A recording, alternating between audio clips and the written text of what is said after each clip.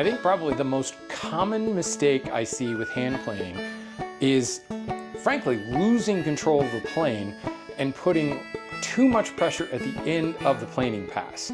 This results in a board that is tapered. It's thinner on the far end than it is on the front side. And you're here planing away, taking shavings, and thinking you're flattening.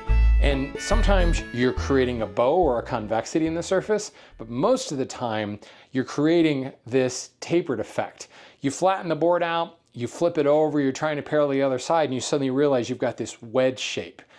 This happens because of, frankly, using too much upper body and not planing with your legs. The best planing technique has an even transfer of weight from the knob as the plane enters the wood. As you get the tote or the back handle onto the wood, you transfer your weight from the knob to kind of right in the center, evenly between the tote hand and the knob hand. As the tail of the plane hits the board, your weight essentially comes off of the knob and it goes entirely into the tote as you finish that cut. And what that ensures, that weight on the back ensures that you're referencing the length of the sole and you're not putting too much pressure and kind of tipping off the edge on the far side of the cut. If I put my hand on the knob and I start pressing and I really lean out, I've got a lot of my body weight kind of leaning out or cantilevered out. My center of gravity is back here, but I'm leaning way forward. That's putting a lot of weight into this hand, which is actually creating a thicker shaving. That's creating that taper.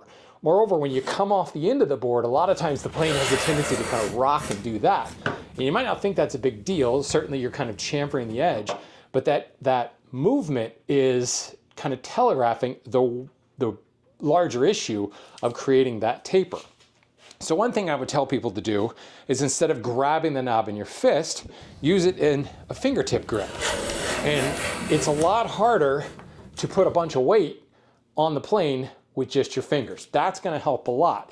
It's also going to force you to put a little bit more weight into the tote in order to keep moving forward. That will help that tapering issue, but it's a lot of work. It's all upper body.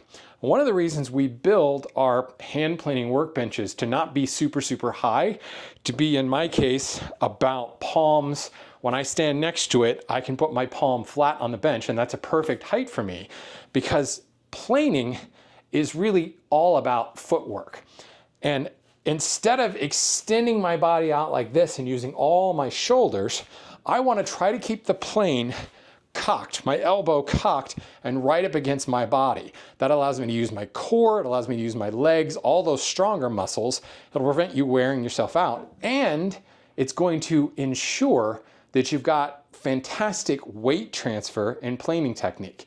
So I will take this leg, this is like Monty Python's Academy of Silly Walks, to kind of emphasize this. I'll take this leg and I'll step way forward. When I do that, my arm comes, my elbow cocks, and I can keep the plane right there, tight up against my stomach. And that ensures that proper weight transfer, but you also find that the whole plane pass is super easy because I'm driving from my hips, driving from my legs. That is going to keep the plane nice and tight to the body, ensure proper technique, and prevent you tapering it. Moreover, I think this board was a little bit crooked to begin with. Yeah, got a little bit of a low side here. I find that when I keep the plane close to my body, it's easier to control it to correct a square edge. So in this case, I'm going to skew the tail off the high side. This side is the high side of the board. I'll skew the tail off, step forward with that leg, and it allows me to have a little bit more control over where the weight is going. And that should have squared that board. And I've got a nice square board. So it will ensure better technique, prevent you from creating that plane taper, give you more control as you're trying to square an edge, but more importantly, it's just not going to wear you out over the long haul because you're using those bigger muscles. Enjoy that tip. Happy hand planing.